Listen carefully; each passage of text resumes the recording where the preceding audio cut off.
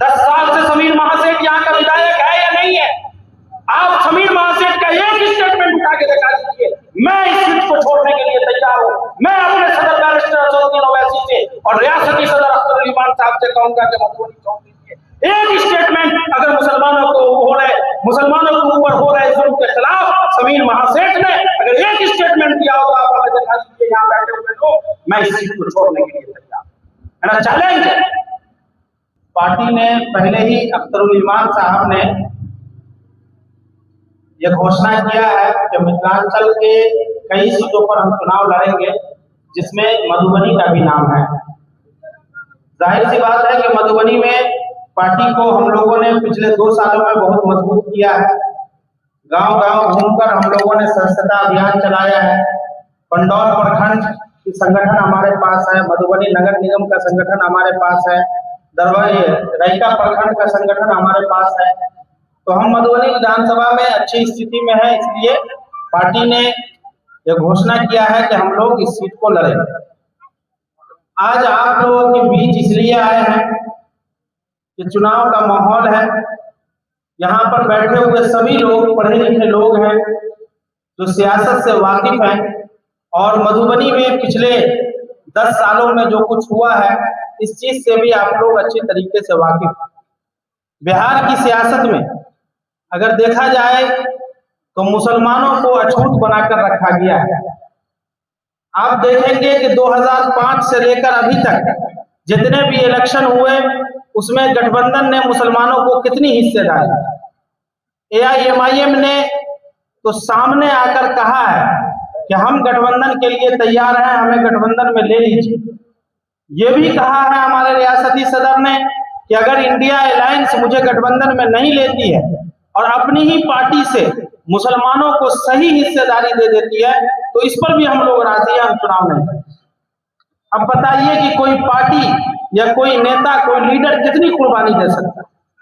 हम लोगों ने कहा है कि मुसलमानों की 18% आबादी है, जिसमें 44 से 50 विधानसभा पर हमारी दावेदारी है। आप अपनी ही पार्टी के लोगों को टिकट दीजिए, मुसलमानों को, हम अपनी दावेदारी छोड़ने के लिए। अगर आप नहीं देंगे तो आप हमें गठबंधन में लीजिए, इसलिए कि हम मुसलमानों की आवाज उठाते हैं। देश के अंदर चाहे मधुबनी में हो, चाहे दरभंगा में हो, चाहे राजस्थान में हो, चाहे यूपी में हो, चाहे उत्तराखंड में हो, चाहे झारखंड में हो, जब भी जहां भी मुसलमानों के ऊपर, दलितों के ऊपर, मजलूमों के ऊपर, शोषितों और वंचितों के ऊपर जुल्म होता है, अत्याचार होता है, उसके साथ नाइंसाफी होती है, उसका हक छीना जाता है, तो एक आवाज जो सदन से लेकर सड़क तक, मीडिया से लेकर अखबारों तक आपको सुनाई देगी, उस आवाज का नाम बैरिस्टर असदुद्दीन ओवैसी। इस बात से तो कोई मुखालिफ भी इनकार नहीं कर सकता है। जो हमारा विरोधी है वो भी इस बात को मानता है कि देश के अंदर अगर कोई बेबाक आवाज है, देश के अंदर कोई बेखौफ आवाज है, देश के अंदर अगर कोई लीडर है तो उस लीडर का नाम बैरिस्टर असदुद्दीन ओवैसी। इसी तरीके से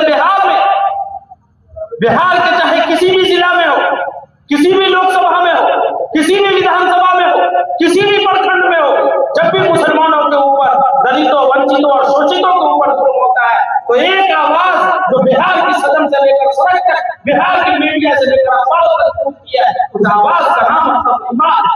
क्या इस बात से कोई इनकार कर सकता है? जब आप यहाँ बैठकर ये कहते हैं कि हम असदुद्दीन ओवैसी साहब से मोहब्बत करते हैं, असदुद्दीन ओवैसी साहब हमारा लीडर है, असदुद्दीन ओवैसी साहब बहुत अच्छे वक्ता है, असदुद्दीन ओवैसी साहब सदन में सड़क पर हमारी आवाज उठाते हैं, तो आप बताइए कि हमारी और आपकी क्या जिम्मेदारी बनती है कि अगर असदुद्दीन ओवैसी और अख्तर अली खान अपने किसी सिपाही के हाथ में अपना सिंबल देकर मधुबनी भेजेगा तो क्या हमें और आपको उसके साथ तैयार रहना चाहिए? हमने बार बार कहा है, सैकड़ों मंच से हमने कहा है कि हमें टिकट की भूख नहीं है, हमें चुनाव नहीं लड़ना है।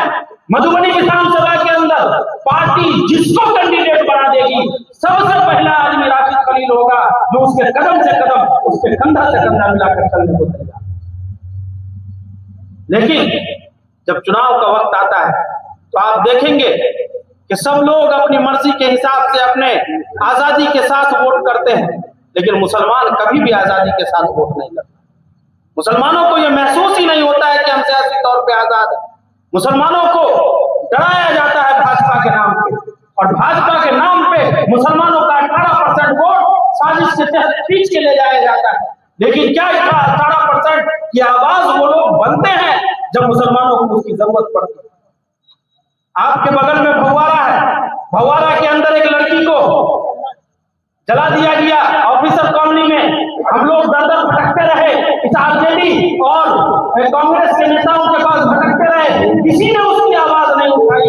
हम लोग जब पटना पहुंचे और अख्तरुल ईमान साहब से मिले, 1 घंटे के बाद अख्तरुल ईमान साहब ने उसी दिन उसी तारीख को बिहार के विधानसभा में आवाज उठाया और फिर उसके बाद कार्रवाई। जब 500 किलोमीटर दूर किशनगंज में बैठा हुआ आदमी हमारी आवाज बनेगा, जब 2500 किलोमीटर दूर हैदराबाद में बैठा हुआ आदमी हमारी आवाज बनेगा, तो वोट का हकदार कौन है? आप ही बताइए। जो आदमी हमारे घर के बगल में है वो हमारे मामलात में खड़ा नहीं होता है, वो हमारे बुरे वक्त में खड़ा नहीं होता है, फिर हम उसे वोट दें या ना दें, इससे क्या फर्क पड़ेगा? 10 साल से समीर महासेठ यहाँ का विधायक है या नहीं है? आप समीर महासेठ का एक स्टेटमेंट उठा के दिखा दीजिए, मैं इस सीट को छोड़ने के लिए तैयार हूं। मैं अपने सदर बैरिस्टर असदुद्दीन ओवैसी से और रियासती सदर अख्तरुल ईमान साहब से कहूंगा कि मधुबनी छोड़ दीजिए। एक स्टेटमेंट अगर मुसलमानों के ऊपर हो रहे जुल्म के खिलाफ समीर महासेठ ने अगर एक स्टेटमेंट दिया हो तो आप हमें दिखा दीजिए, यहाँ बैठे हुए लोग, मैं इस सीट को छोड़ने के लिए तैयार हूं। चैलेंज, ये आदमी सिर्फ टिकट के लिए आरजेडी में बैठा हुआ है।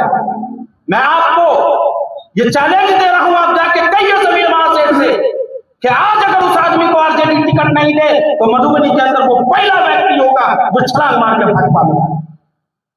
इसलिए संघियों को पहचानिए, लिबास के अंदर कौन आपका अपना है और कौन पराया है, इसको पहचानने की जरूरत है। अगर वक्त रहते हुए आप नहीं पहचाने तो कोई किसी के विधायक या सांसद बन जाने से कुछ नहीं होता। आप अपने वोट से 1000 सांसद बना लें, 1000 विधायक बना लें, इससे क्या फर्क पड़ जाएगा अगर आप अपने वोट से कोई लीडर नहीं पैदा कर पाते। इलेक्शन सिर्फ विधायक या सांसद बनाने का नाम नहीं है, इलेक्शन लीडर बनाने के लिए है। और लीडर ना ही मां के पेट से पैदा होता है और ना ही बाजारों में बिकता है। लीडर आपके संघर्षों से पैदा होगा, लीडर आपके वोट से पैदा।